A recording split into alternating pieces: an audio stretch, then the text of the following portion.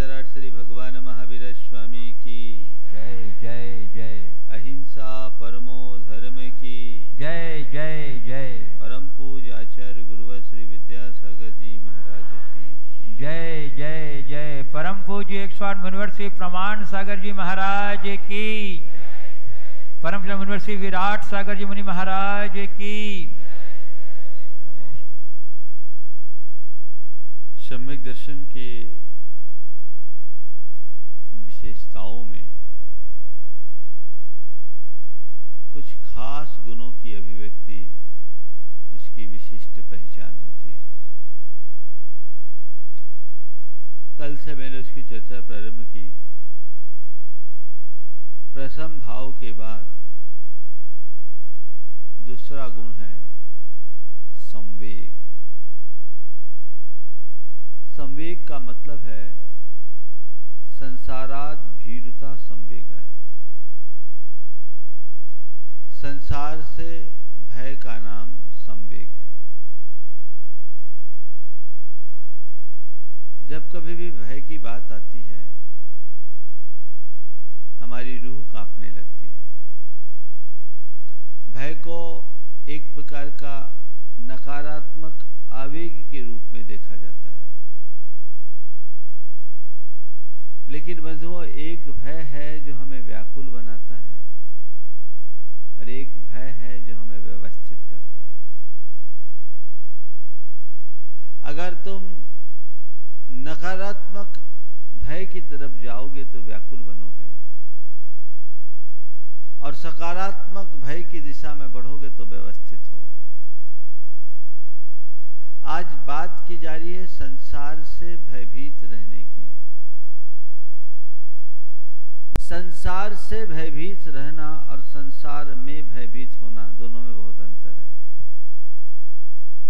संसार से भयभीत होने का मतलब है सावधान होकर जियो और संसार में भयभीत होने का मतलब है व्याकुल बने रहो, आतंकित रहो, घबराते हुए जियो। एक व्यक्ति सावधानी और सजगता पूर्वक जीता है और एक व्यक्ति पल पल घबरा करके जीता है। दोनों के जीवन में बहुत अंतर होता है।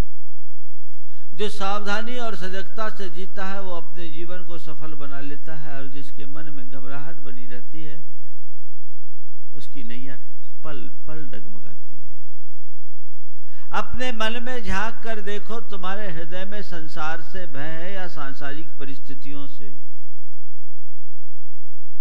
सच्चाई ये है कि संसार में जीने वाले मनुष्यों को संसार से कोई डर नहीं, सांसारिक परिस्थितियों से डर है। तुम्हें डर किसका है? डर होता है। इस सभा में एक भी व्यक्ति ऐसा नहीं होगा जिसको किसी भी प्रकार का डर ना हो। डर है। किसका डर है? महाराज मर न जाऊं, एक डर तो ये सबसे बड़ा डर, क्योंकि इंसान को सबसे ज्यादा प्यारा यदि कुछ है तो अपने प्राण से प्यारा और कुछ नहीं होता। तो एक मरने का डर, मर न जाऊं। दूसरा डर, कहीं बीमार न पड़ जाऊं। तीसरा डर, कोई विपत्ति ना आ जाए। चौथा डर, मुझे कोई नुकसान न हो जाए। पांचवा डर, कहीं मेरे लिए मेरी प्रतिष्ठा और मेरी छवि में दाग न लग जाए। छठवां डर, मेरे जीवन में कोई आकस्मिक दुर्घटना न घट जाए। सातवां डर, कहीं मैं असुरक्षित या असहाय न हो जाऊं। ये सारा डर है जो मनुष्य को भीतर से कंपाता है ना, इस प्रकार का डर। और जब ऐसा डर मन में आता है तो क्या करते हो? चैन से सोते हो? क्या होता है महाराज? नींद उड़ जाती है। और आप डर की बात क्या करें महाराज, इसी भावी आशंका के कारण हम लोग तो डिप्रेशन के शिकार हो जाते हैं। भारत में डिप्रेशन एक महामारी का रूप लेते जा रही है। अभी पिछले दिनों प्रकट आंकड़े के मुताबिक एशिया में सबसे ज्यादा डिप्रेशन के शिकार भारत में है। 8.5 करोड़ लोग डिप्रेशन के शिकार हैं भारत में। ये तो रजिस्टर्ड, इतने ही नॉन रजिस्टर्ड होंगे। उनका अगर और जोड़ ले तो कितना हो गया? 17 करोड़। अगर हम 17 करोड़ को 135 करोड़ के हिसाब से रेशियो निकाले तो लगभग 11-12% लोग डिप्रेशन के शिकार। क्यों? आखिर क्यों? केवल इसलिए कि लोग जीवन और जीवन की व्यवस्था को नहीं समझते। जिस दिन मनुष्य अपने जीवन की सच्चाई को जाने लेगा, जीवन की वास्तविकता को जान लेगा और सम्यक के रास्ते को अंगीकार कर लेगा, उस दिन उसके मन का सारा भय, पीड़ा, अवसाद सब दूर हो जाएंगे और डिप्रेशन अपने आप समाप्त हो जाएगा।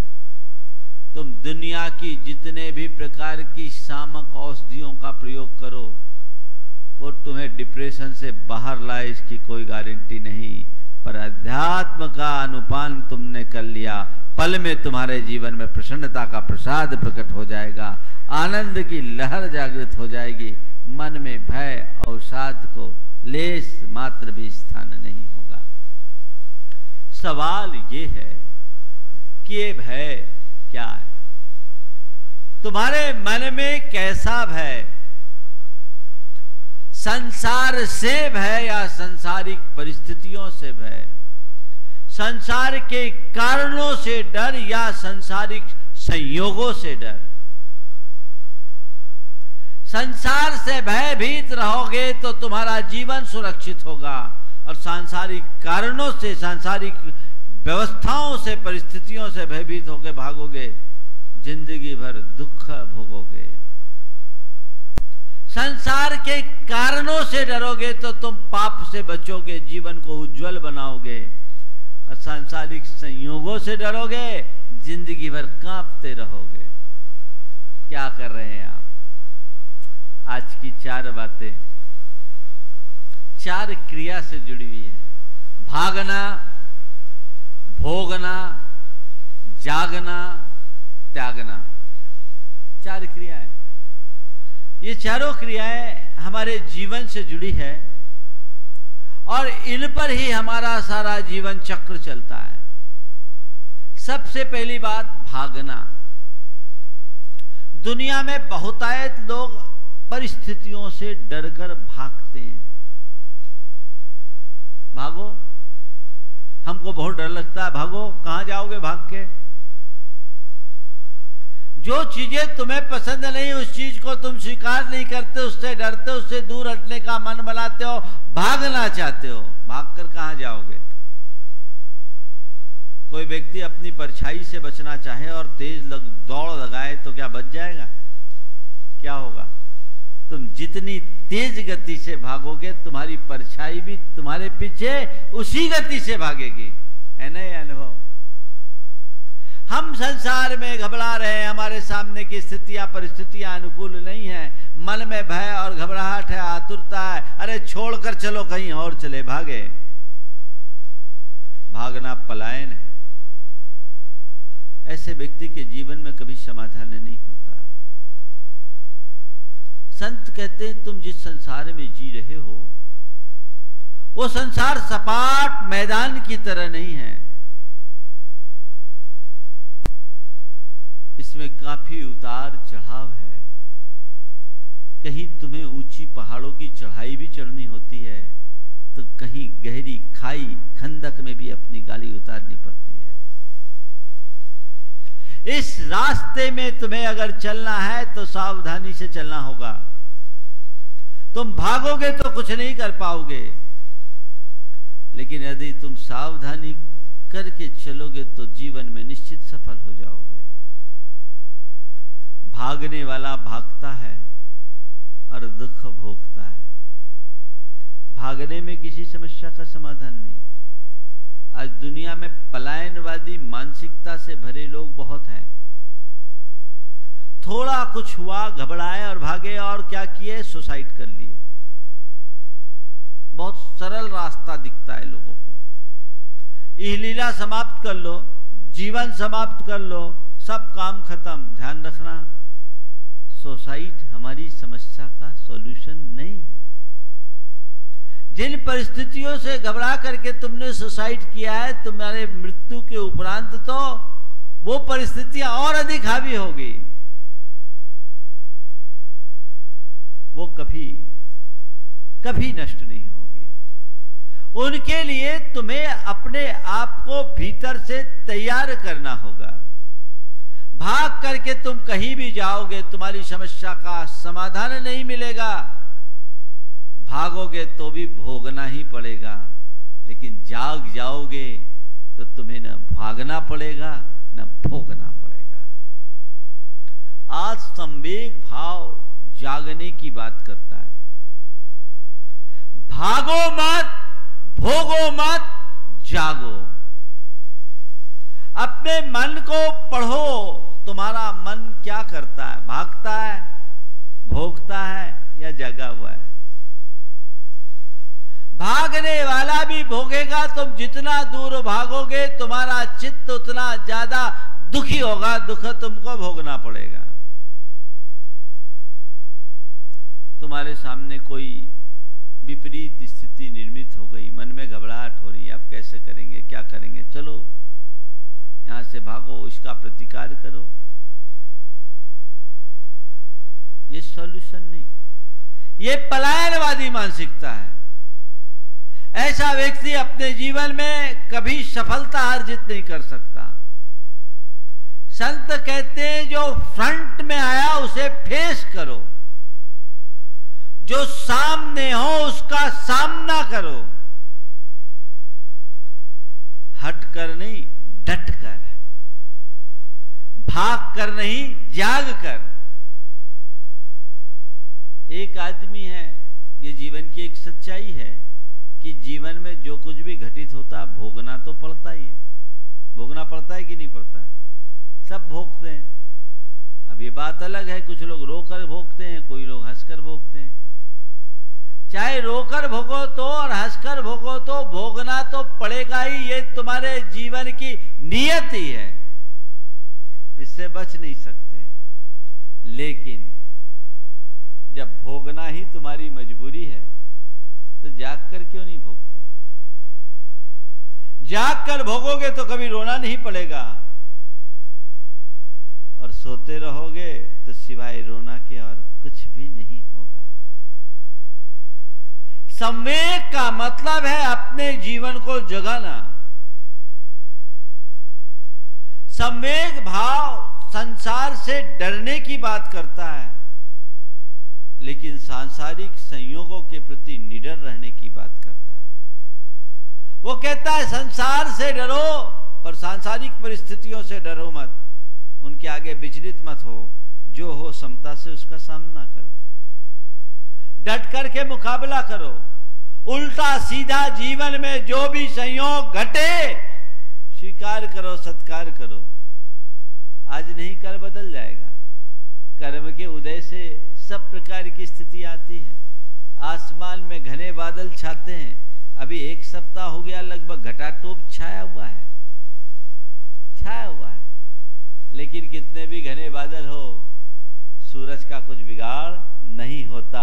ये विश्वास मन में आना चाहिए। मेरे जीवन में चाहे परिस्थितियों के कैसे भी घटाटोप बादल हो, थोड़े दिन बाद हवा का दबाव बदलेगा, दबाव कम होगा, बादल छटेंगे और मेरे भीतर का सूरज फिर से उगाएगा। ये कर्म निम्न दाब बनाते हैं और हमारे आत्मा के तेज के सूरज के ऊपर बादल बना देते हैं, लेकिन ये बादल टिकाऊ नहीं है। ये भरोसा हमारे मन में होना चाहिए। जिसके हृदय में ये विश्वास, ये धारणा होती है, वो घबराता नहीं कि ये बादल आ गए, अब क्या होगा। कुछ नहीं होगा, बादल आए हैं, ये इसका अंग है, ये एक पार्ट है। कभी कभी सूरज के आगे बादल आना भी जरूरी है, तो ये इसका पार्ट है। पर हमें बादल से घबराना नहीं है। क्या करना है? बादल छाते दिखे तो आंगन में सूखते हुए अनाज को समेट के कमरे में रख लेना है। दालान में सूखते हुए कपड़े को उठा करके समेट कर रख लेना है। ये समझदारी है। संवेग कहता है बादल आएंगे, ये नियति है, ये प्रकृति की व्यवस्था है। बादल के दल छाएंगे, बरसेंगे, घबराओ मत। लेकिन जब कभी भी तुम्हें ये घटाएं दिखे, सावधान हो जाओ। अपना जो कुछ है सुरक्षित कर लो। तेज वर्षा की संभावना है तो अपने घर को ठीक कर लो। थोड़े ऊंचे स्थान पर पहुंच जाओ, कितने भी बादल बरसेंगे तुम्हारा कुछ भी बिगाड़ नहीं होगा। सुना कल सिरोही पाली में 32 इंच पानी गिर गया, ऐसा लोगों ने मुझे बताया। एक दिन में 32 इंच, क्यों सही है ना ये सब समाचार? मुझे आज सुबह से बताया। एक दिन में कि एक हफ्ता में? एक दिन में, थोड़ा गले नहीं उतर रहा है मेरे। एक दिन में 32 इंच पानी गिर जाना यानी जल प्रलय हो जाना।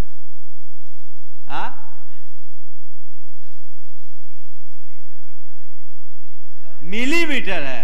अरे यार 32 मिलीमीटर तो 3 इंच पानी हो गया। फिर ठीक है, वही तो गड़बड़। आज सुबह से मुझे एक ने बताया, महाराज अखबार में देखता नहीं तो मुझे पता नहीं। पर अगर ऐसा हो जाए 10 इंच पानी हो जाए तो तबाही हो जाती। अरे पानी गिर रहा, पानी गिर रहा, पानी गिर रहा, पानी गिर रहा है तो घबरा क्यों रहे हो? फोरकास्टिंग हो गई, पानी गिरेगा। हफ्ता भर पानी गिरना है तो क्या करो? सावधान हो जाओ। अपनी व्यवस्था ऐसी कर लो कि कितना भी पानी गिरे मैं विचलित ना हूं। बस इसी का नाम संवेग है। इसी का नाम संवेग है। संत कहते तुम जिस संसार में रहते हो उस संसार में दुख के बादल हैं। उस सरकार संसार में आपत्ति का वज्रपात है, विपत्ति का वज्राघात होगा। तो दुख के बादल छाए, विपत्ति का वज्रपात हो, विसंगति की वर्षात होगी। मान के चलो कि होगी। तो क्या करो? घर में दुबक के बैठ जाओ? कहते नहीं,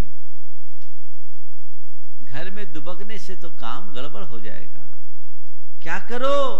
बारिश का मौसम है, छत्ता लेके चलो, रेनकोट लेकर के चलो।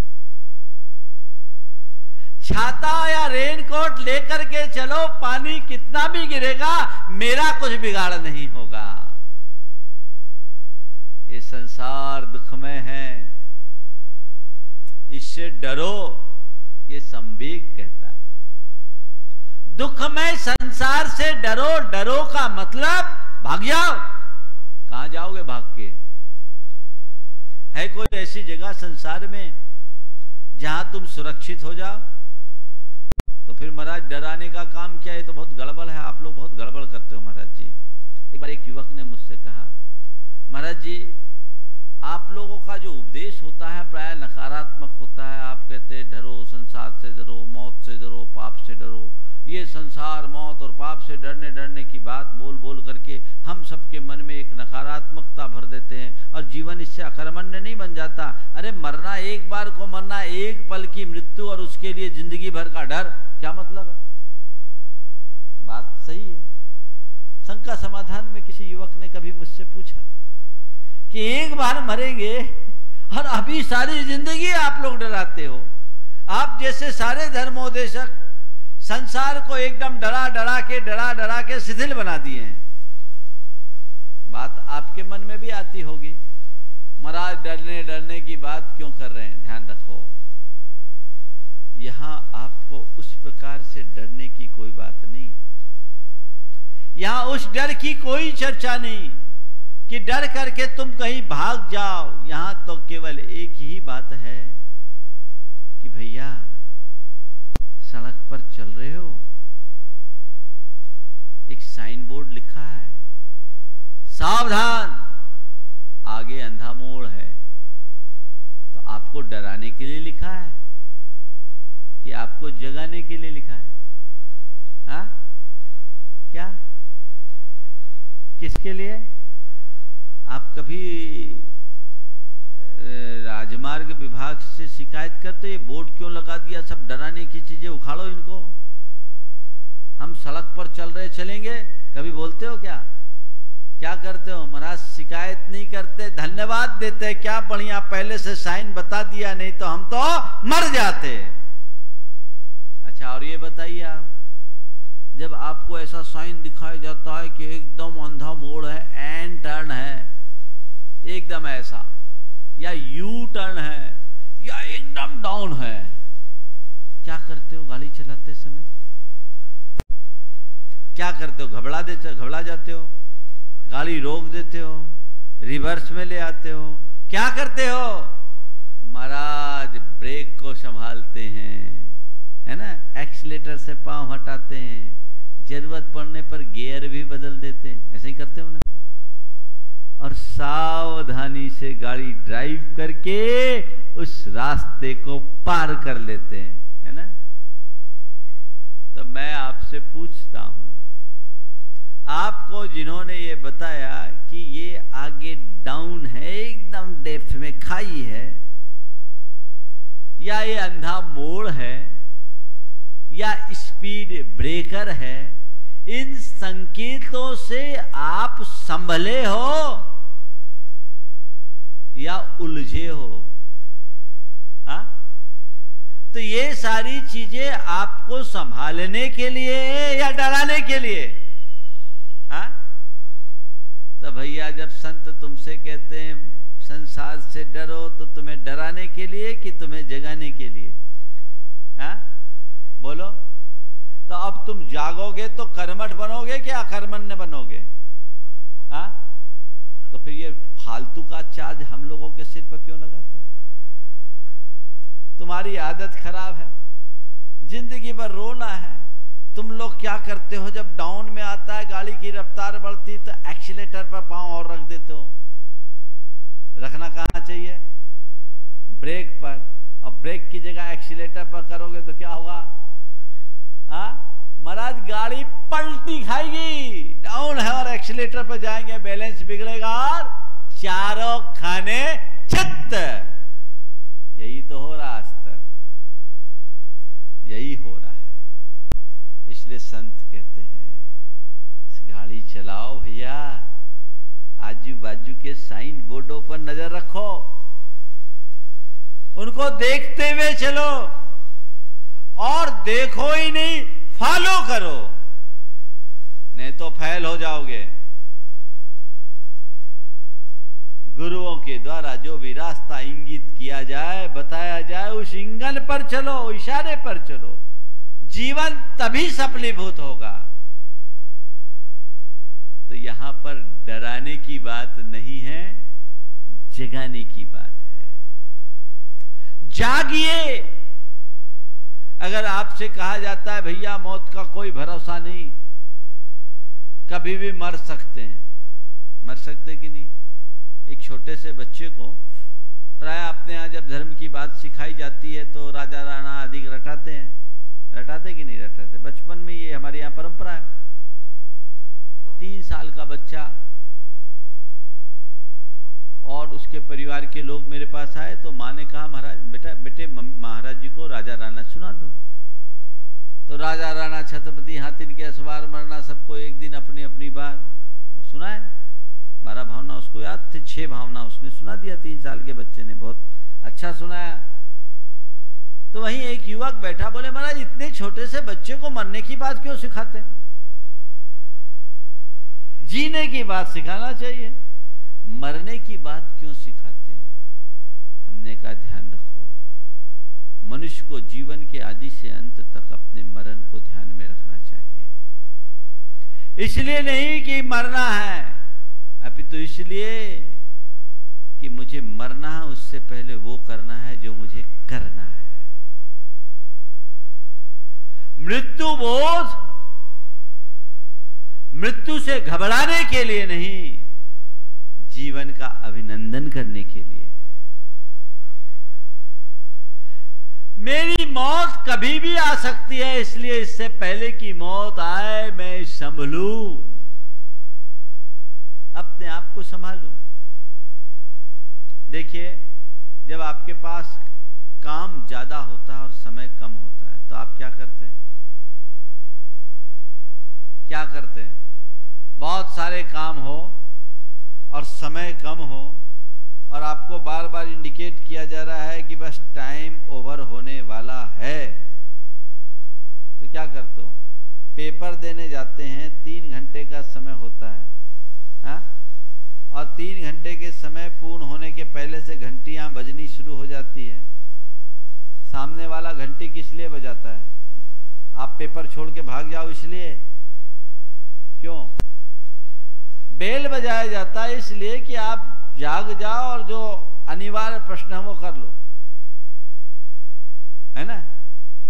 जल्दी जल्दी अपना काम कर लो। अब टाइम कम है, तुम्हारे लिए 15 मिनट बचा, 12 मिनट बचा, 10 मिनट बचा, 9 मिनट बचा, 8 मिनट बचा, जो करना है तो कर लो।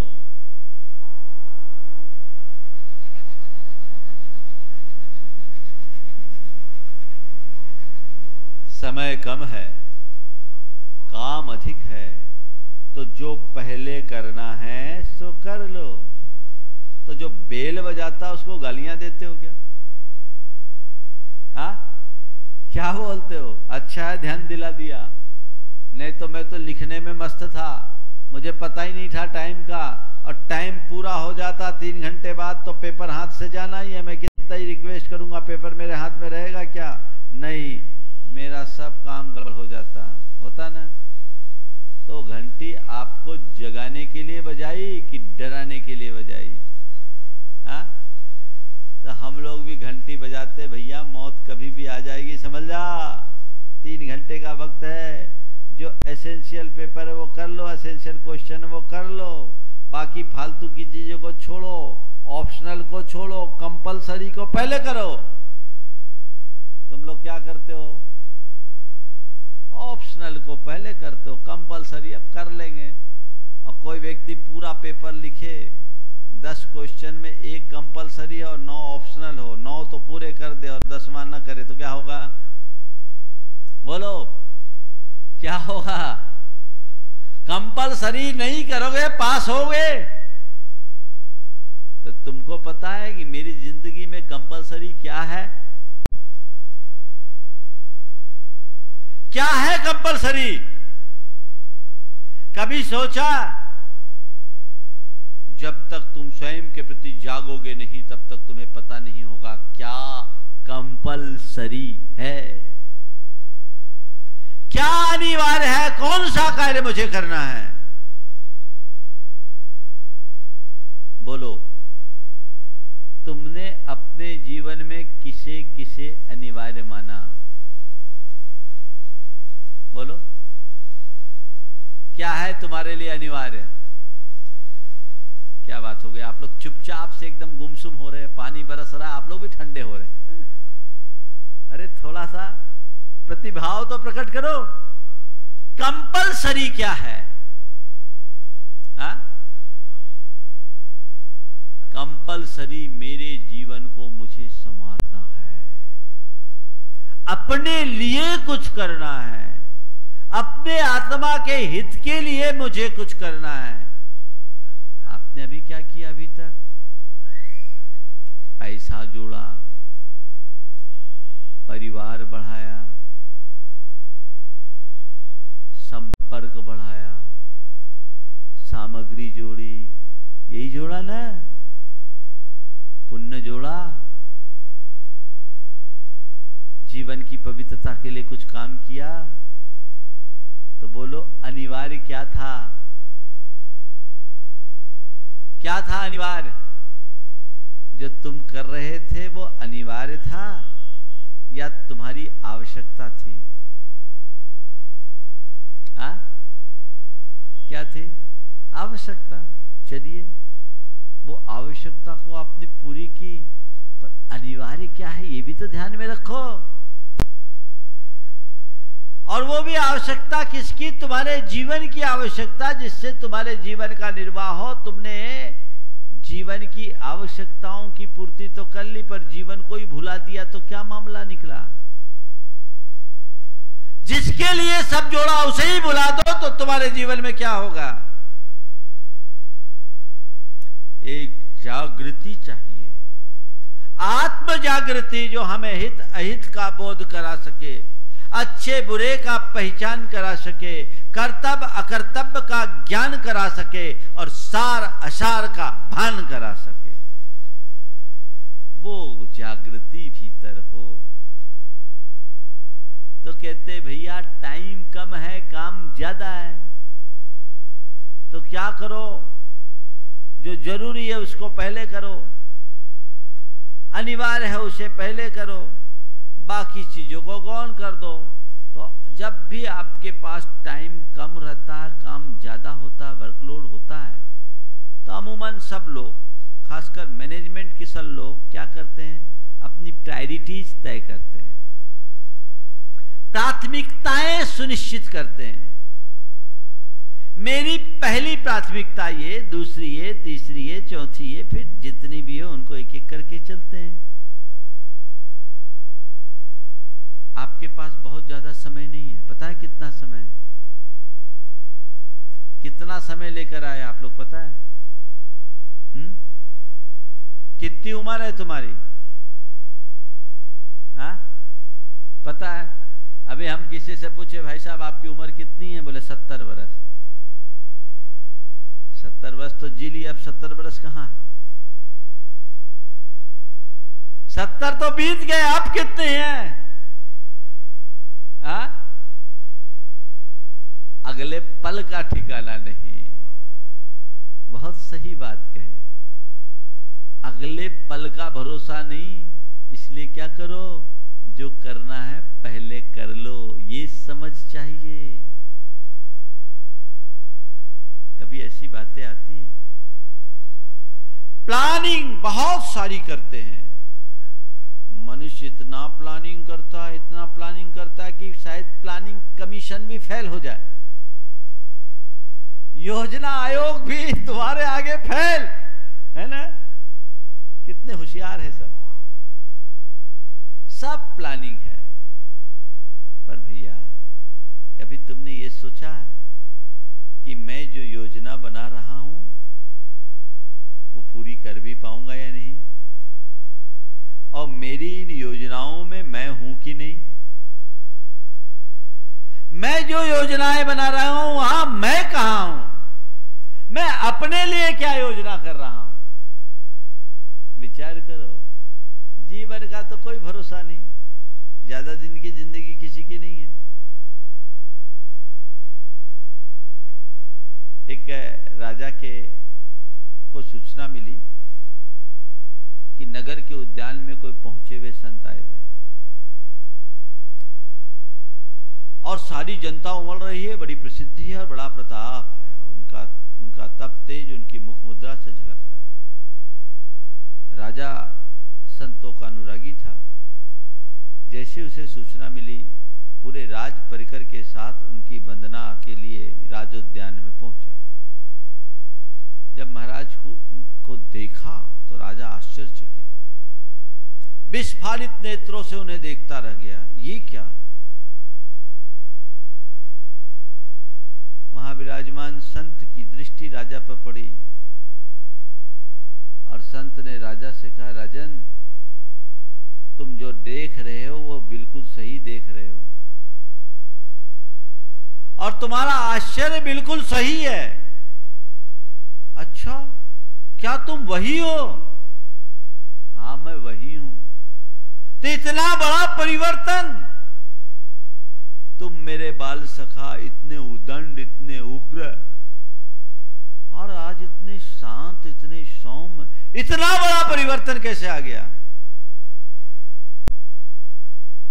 तो संत ने कहा, राजन तेरे सवाल का उत्तर तो मैं बाद में दे दूंगा, पर अभी मैं जो देख रहा हूं ना वो तेरे लिए एक बड़ी चिंता का कारण है। अभी जो मैं देख रहा हूं वो तेरे लिए बड़ी चिंता का कारण है। क्या बात? बोले मुझे दिख रहा है, रविवार का दिन था, तेरी उम्र अब कुल 7 दिन की है, अगले रविवार को तुम नहीं रहोगे, तो तुम जाओ, शनिवार को मेरे पास आना, मैं तुम्हें तुम्हारे सवाल का उत्तर दे दूंगा। राजा ने जैसे ही सुना कि मेरी उम्र 7 दिन की, हवाइयां उड़ने लगी, एक पल को घबरा गया। संतों का श्रद्धालु था, उसे पता था कि संतों के वचन मिथ्या नहीं होते। आ गया और ठीक शनिवार को वापस संत के चरणों में पहुंचा। इससे पहले कि राजा संत से कुछ कहे, संत ने राजा से पूछा, क्यों भाई, ठीक हो? हाँ ठीक हूं। ये बताओ, ये 7 दिन में तुम्हारी जिंदगी कैसी रही? बोले महाराज पूछो मत, 7 दिन बड़े धर्म ध्यान से जिया। बोले पहले तुम जैसे जीते थे और अब में क्या अंतर है? बोले महाराज अब कहाँ, आपने बता दिया 7 दिन की जिंदगी ये खत्म हो जाएगी, क्या पता तो इन फालतू राजकाज में क्या धरा, ये तो कभी भी छूट जाएगा, यहीं छूट जाएगा।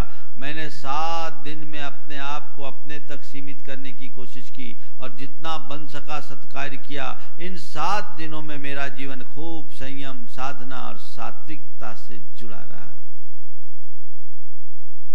तब संत ने रहस्य उद्घाटित करते हुए कहा, राजन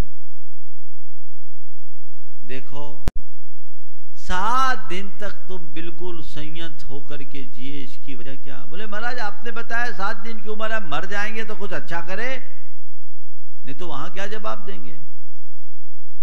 तो संत ने कहा बस यही मेरे जीवन का रहस्य है। मैंने तुमसे कहा तुम्हारी उम्र 7 दिन की है और तुम बदल गए।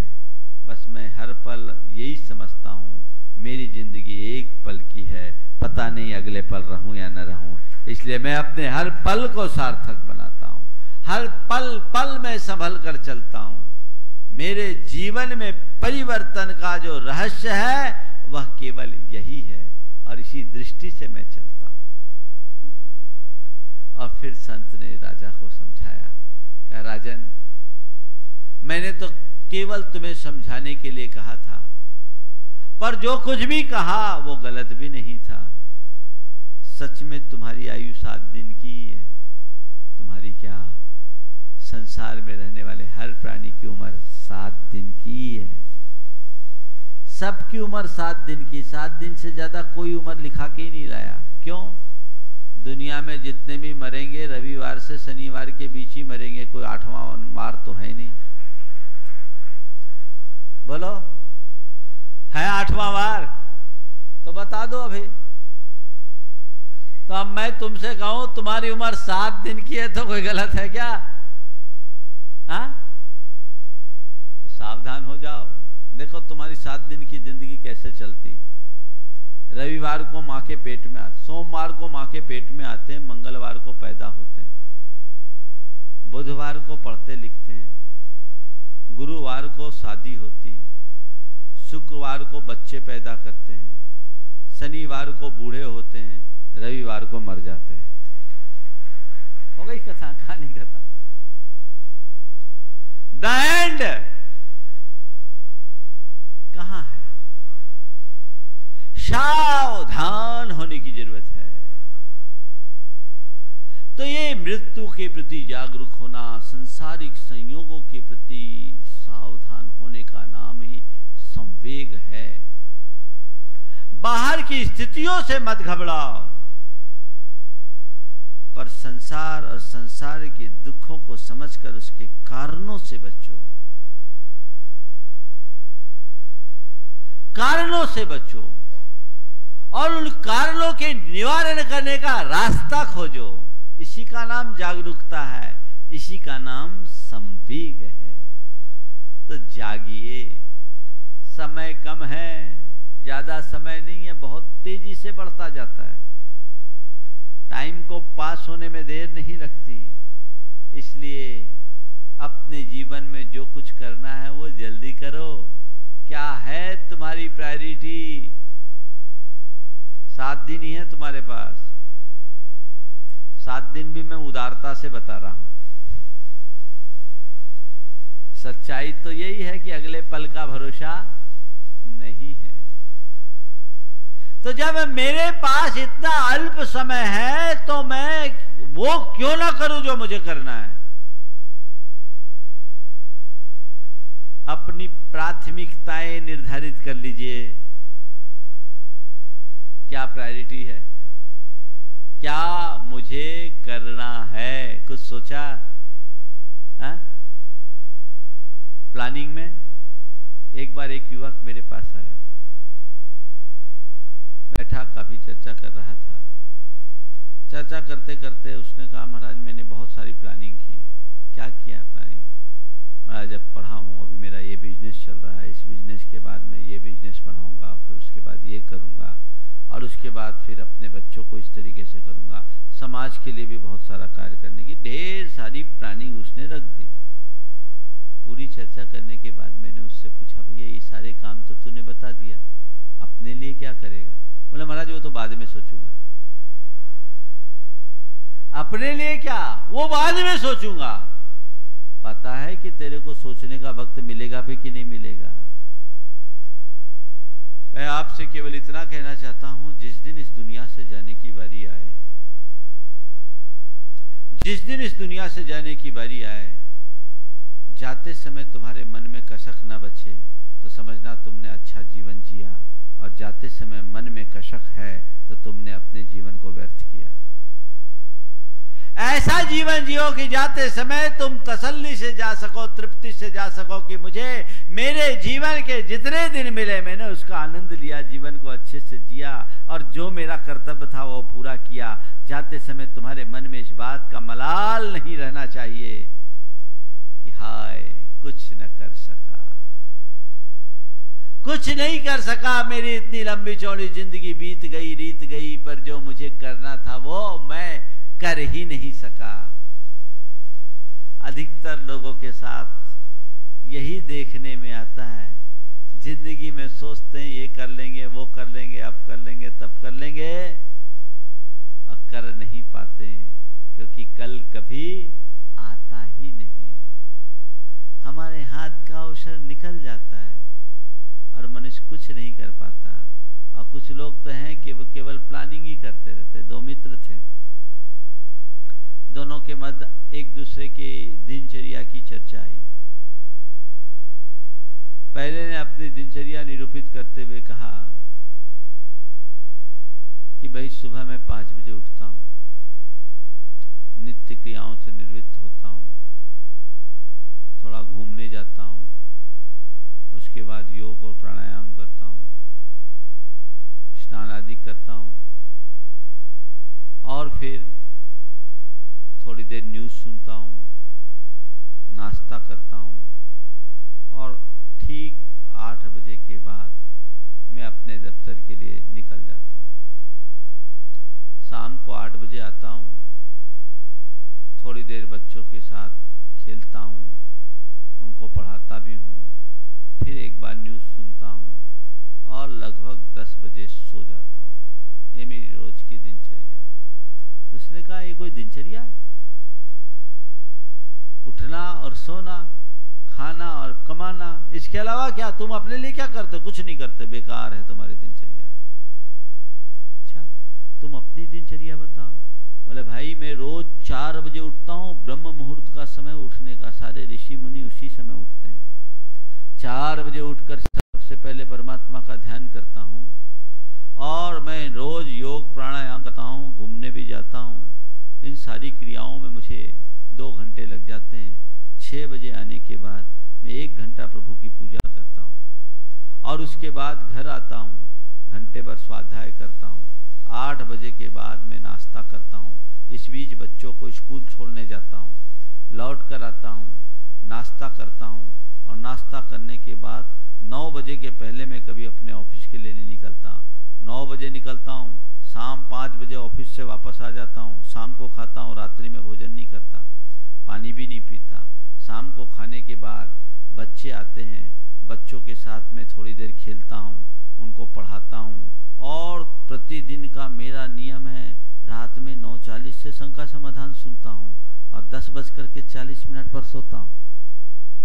9:40 पर संघ का समाधान सुनता हूं, उसके बाद 10:40 पर सोता हूं। सामने वाला उससे बड़ा प्रभावित हुआ। आपकी दिनचर्या तो बड़ी गजब की है, ऐसा आप कब से कर रहे हो? आपकी दिनचर्या तो बड़ी गजब की है, ऐसा आप कब से कर रहे हो? उसने कहा कल से ही शुरू करने का विचार है। अभी शुरू नहीं हुआ, कल से स्टार्ट करेगा। कहीं ऐसा आदमी तुम्हारे भीतर तो नहीं बैठा हुआ है? थोड़ा गौर से देख लेना, कहां है, हम क्या कर रहे हैं? संत कहते हैं नहीं, जागिए। अपने जीवन की प्राथमिकताएं सुनिश्चित कीजिए। संवेग का सार यही है, जो करणीय है उसे पहले करो। आत्मा का हित करो, आत्मा के हित में उद्योग करो, बाकी तो सब धरा रह जाएगा। कुछ भी हमारे साथ जाने वाला नहीं है, सब जानते हैं, फिर भी कुछ नहीं। आज मुझे सुबह एक व्हाट्सएप दिखाया, वो दिल्ली के जेके जैन ने भेजा, सांसद रहे। बोला कि 70% चीजें जो है वो मनुष्य के लिए अर्थहीन है, उसका कोई उपयोग नहीं होता। बहुत सारे उदाहरण दिए। आपकी जो संपत्ति है उसका 70% यहीं धरा रह जाता, आपको इस दुनिया से छोड़कर जाना पड़ता है। आपके मोबाइल में जितने फंक्शंस हैं ना, उसका 70% आपको कोई यूज नहीं होता। आपकी कार में जितने गैजेट्स हैं ना, उसका 70% आपके लिए यूजलेस नहीं है। और तुम्हारी अलमारी में जितने कपड़े हैं ना, उसका 70% कोई यूज का नहीं है। जिंदगी में तुम्हारे पास जो कुछ भी है उसका 30% ही यूज है, 70% यूजलेस है, उसका कोई उपयोग नहीं। पर विडंबना यह है कि 30% के लिए तुम एनर्जी कम लगाते हो, 70% के लिए एनर्जी ज्यादा लगाते हो। तुमने अपना मकान बनाया, बंगला बनाया, उसमें 30% में ही सिमट के रहते हो, 70% तो खाली पड़ा रहता है। तो अपनी एनर्जी को व्यर्थ में कहां खपा रहे हैं, सोचिए। मैंने कहा बात तो बहुत पते की, मैं पूरा अभी पढ़ा भी नहीं उसको, चलते चलते दिखाया मुझे। बोले मामला बहुत अच्छा है, 70% चीजें व्यर्थ जा रही है। सच्चाई ये है कि तुम अपने जीवन के 70% भाग को व्यर्थ कर रहे हो। और गहराई में जाओ तो शायद 30% भी सही हो, इसमें शंका है। जीवन को सही राह पे लगाइए, जीवन को सही दिशा दीजिए, अपने जीवन की प्राथमिकताएं सुनिश्चित कीजिए, जिससे अपने जीवन को धन्य किया जा सके, अपने जीवन को सफल बनाया जा सके। यही मनुष्य जीवन का सार है और इसी में हमारे जीवन का उद्धार है। भागिए मत, भोगिए मत, जागिए। अभी तक हम भागते रहे और भोगते रहे। भागने वाले भोगते हैं और बुरी तरह भोगते हैं। जाग जाओगे चीजें ठीक हो जाएगी, जाग जाओगे चीजें ठीक हो जाएगी, चीजें सुधर जाएगी, संभल जाएगी। हमें जागना है, सामना करना है। मैंने शायद एक बार आप लोगों को बताया था अपने ब्रह्मचारी अवस्था का एक प्रसंग। जब मैं ब्रह्मचारी था, मेरी धोती सूख रही थी, खुरई में बंदरों का बड़ा आतंक था। याद आ गया आप लोगों को? हाँ, वो बंदर मुझे घुड़की दे रहा है। अच्छी बातें बार बार रिपीट करने में हानि नहीं है, ताकि आप लोगों की स्मरण शक्ति ताजी होते रहे, कुछ चीजें रिफ्रेश की जाती है ना। घटना छोटी सी, मैं बंदर से डर के भाग रहा था। माली ने मुझसे कहा, त्यागी जी भागिए मत, भागो मत, त्यागी जी भागो मत। मैं रुका, बंदर भी ठहर गया और थोड़ी देर बाद जैसी माली पर नजर पड़ी, बंदर भाग गया। एक सूत्र हाथ में आ गया, जितना तुम भागोगे परिस्थितियां तुम पर हावी होगी, जाग जाओगे परिस्थितियां अपने आप भाग जाएगी। इसलिए भागिए मत, जागिए।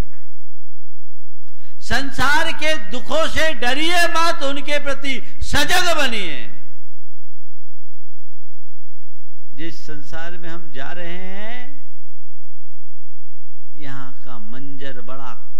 शोकनाक है, यहां चारों तरफ दुख है, मुझे संभल संभल कर चलना है। अगर कोई हिमालय पर चढ़ता है तो आंख मूंद करके चढ़ता है कि सतर्क होकर चढ़ता है? हाँ, सतर्क होता है ना। चढ़ने वाले से कहते भैया सावधान रहना। और जो भी हिमालय पर चढ़ने के लिए उत्साहित होता है उसको मालूम हो रहता है कि ये चढ़ाई कितनी एडवेंचरस है ना, जोखिम भरा काम है, फिर भी मुझे चढ़ना है। चढ़े बिना मैं अपने लक्ष्य तक नहीं पहुंच सकूंगा। हिमालय फतह करना है, मुझे चढ़ना है, चढ़ना है, चढ़ना है। चल भैया चल, कोई दिक्कत नहीं। पूछता कहां कहां किस किस प्रकार की जोखिम आ सकती है और वहां मुझे क्या क्या सावधानी रखना है। जो उसके ट्रेनर होते, उसके गाइड होते, एक एक बातें उसे बताते, देख यहाँ ये खतरा, यहाँ ये खतरा, यहाँ ये खतरा है। तो जो खतरा बता रहा है वो उसका शुभचिंतक है या उसको रोकने वाला? क्या है? हाँ, बोलो जोर से थोड़ा। शुभचिंतक। हम लोग बोलते हैं तुम्हें अपनी जिंदगी को हिमालय की चढ़ाई तक चढ़ाना है और यहाँ ये खतरा, यहाँ ये खतरा, यहाँ ये खतरा, तो हमें तुम शुभचिंतक मानते हो कि बाधक? महाराज आप तो अकर्मण्य बनने का उपदेश दे रहे हैं। अरे बाबा, हम तुम्हें तुम्हारे जीवन को ऊंचाई तक पहुंचाने की प्रेरणा दे रहे हैं, पर ये तो बताना ही पड़ेगा कि एक कदम भी चूके तो नीचे गए। इसलिए चलना, चढ़ना, संभल संभल कर चलना और संभल संभल कर चलना। स्टेप बाय स्टेप चढ़ोगे, हिमालय की ऊंचाई को छूने का सौभाग्य प्राप्त कर लोगे। इसका नाम संवेग है। संसाराद भीरुता संवेग है।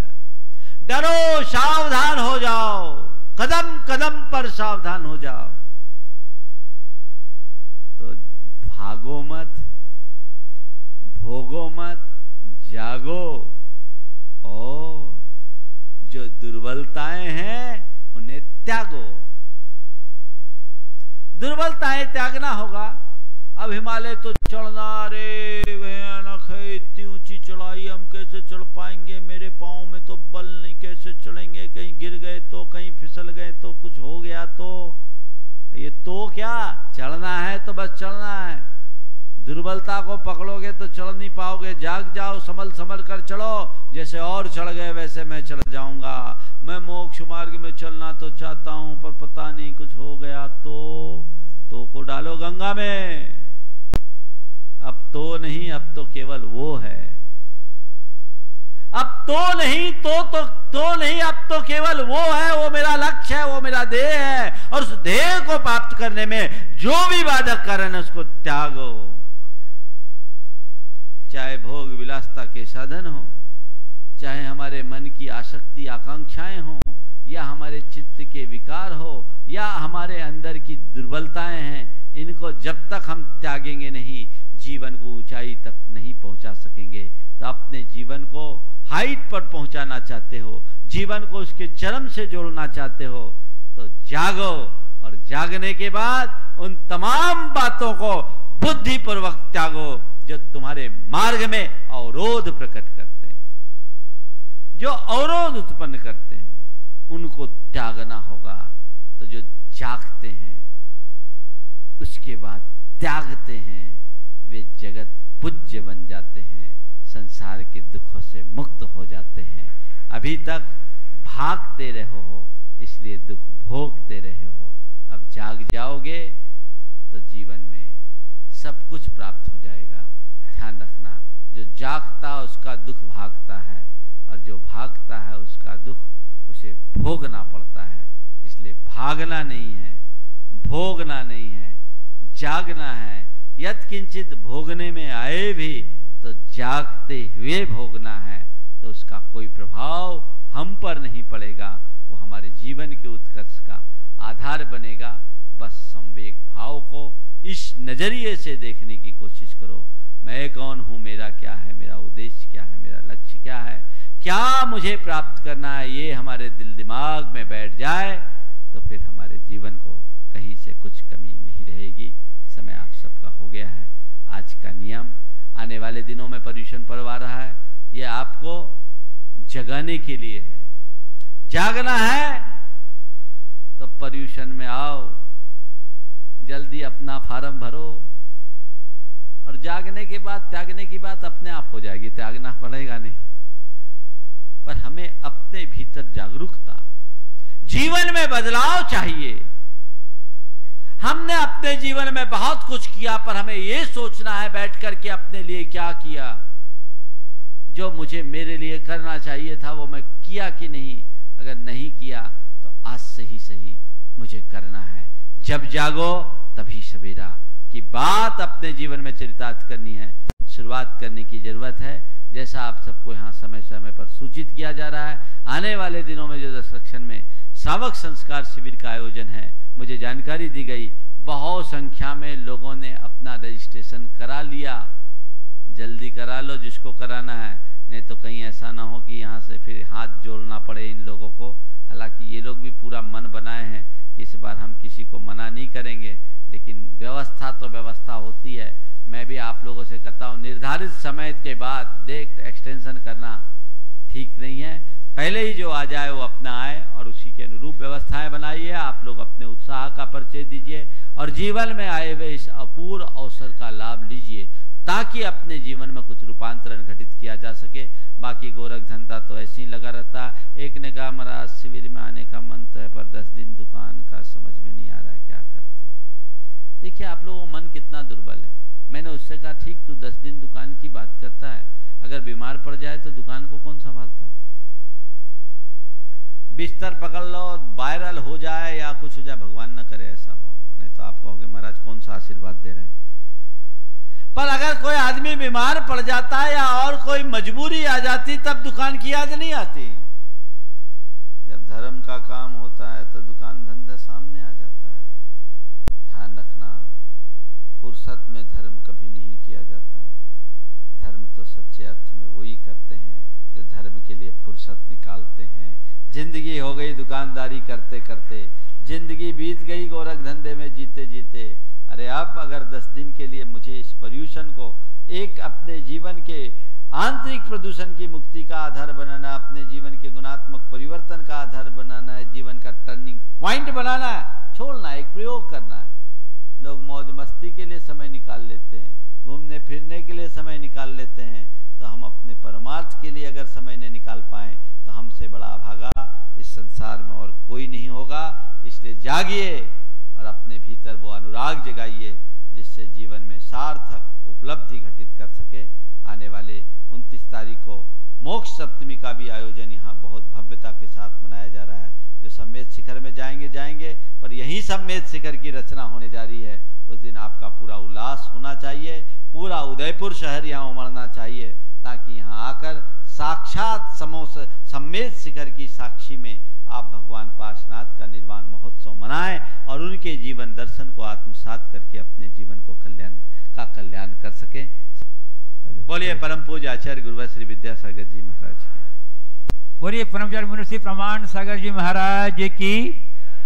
संत शिरोमणि आचार्य श्री 108 विद्यासागर जी के पावन आशीष एवं उनके परम प्रभावक शिष्य पूज्य मुनिवर श्री 108 प्रमाण सागर जी महाराज की पावन प्रेरणा, परिकल्पना और अनुभव अर्जित ज्ञान से श्री सम्मेद शिखर जी में आधुनिक तकनीक से बनने जा रहा है एक अनोखा और ऐतिहासिक धर्मायतन यानी गुणायतन, अर्थात संरचना, सोच, सत्य, संस्कृति और स्थापत्य का एक ऐसा अलौकिक संगम जो जैन सिद्धांतों को जीवंत रूप में दर्शाएगा। 14 गुण स्थानों के साथ साथ आत्मा से परमात्मा बनने तक की संपूर्ण यात्रा कराने वाले ऐसे उत्कृष्ट ज्ञान मंदिर गुणायतन के निर्माण में अपना सहयोग प्रदान कर इस पुण्य कार्य को गति प्रदान करें और सातिशय पुण्य का अर्जन करें। आप अपनी राशि गुणायतन न्यास के खाते में जमा कर सकते हैं।